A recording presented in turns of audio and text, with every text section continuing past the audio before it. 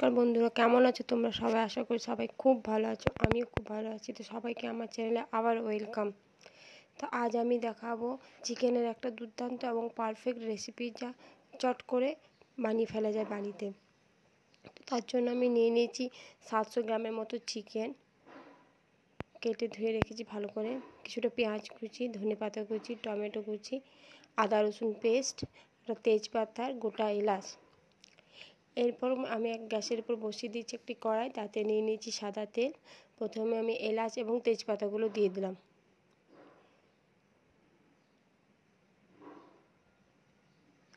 একটু গরম হয়ে আসলে এর মধ্যে আমি দিয়ে দেবো কেটে রাখা পেঁয়াজগুলো।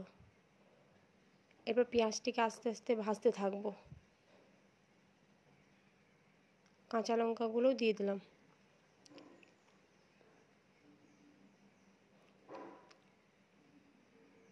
এভাবে পেঁয়াজটা এখন অনেকটা সময় নাড়তে থাকবো, যতক্ষণ না পেঁয়াজটা একটু লালচে লালচে ভাব হয়।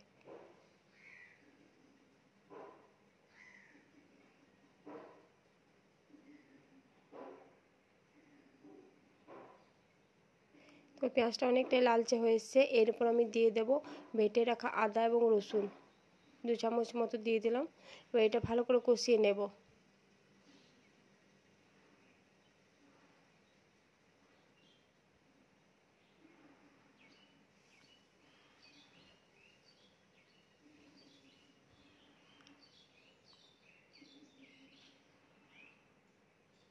আদা রসুনটা প্রায় ভাজা হয়ে এসছে। এর উপর দিয়ে দেবো আমি কেটে রাখা টমেটো কুচিগুলো।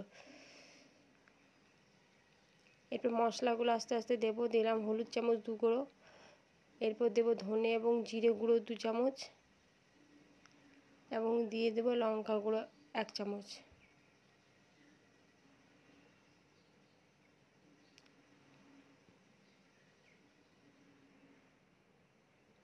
এরপর মশলাটা ভালোভাবে নাড়তে থাকবো।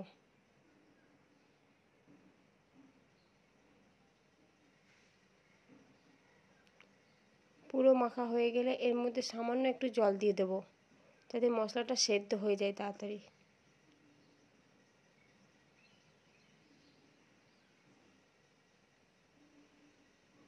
এরকমভাবে জল দিলে পেঁয়াজগুলো এবং টমেটোগুলো গলে গিয়ে একটা ভালো গ্রেভি তৈরি হয়।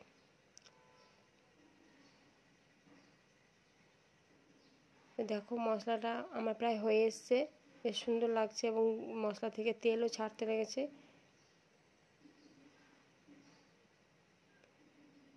এরপর আমি দিয়ে দেবো কেটে রাখা চিকেনগুলো।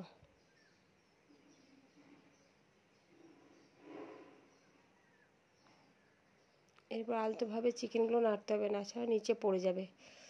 আস্তে আস্তে চিকেনগুলো নাড়তে হবে। এর উপর আমি দিয়ে দেবো লবণ পরিমাণ মতো।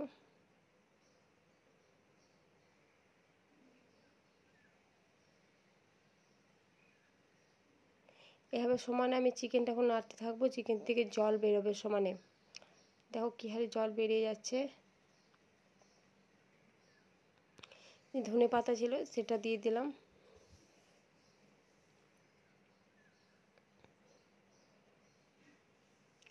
এভাবে অনেকটাক্ষণ নাড়ার পর যখন দেখবো চিকেন থেকে আর জল বেরোচ্ছে না, শুধু তেল বেরোচ্ছে, তখন হালকা একটু জল দিয়ে চিকেনটা ঢাকা দিয়ে সেদ্ধ করব।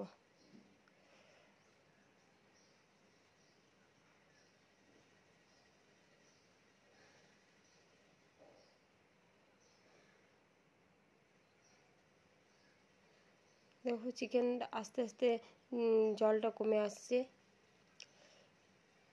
এর উপর হালকা জল দিয়ে দেবো চিকেনটা সেদ্ধ করার জন্য। এরপর ঢাকা দিয়ে দেবো কিছুক্ষণ।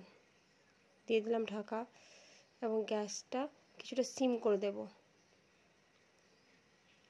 দেখো ঢাকা আমি তুলে নিয়েছি, প্রায় সেদ্ধ হয়ে এসছে। এর উপর দিয়ে দিলাম আর একটু কেটে রাখা ধনেপাতা, এতে গন্ধটা ভালো হয়। উপর থেকে দিয়ে দিলাম গরম মশলা গুঁড়ো, মিট মশলা,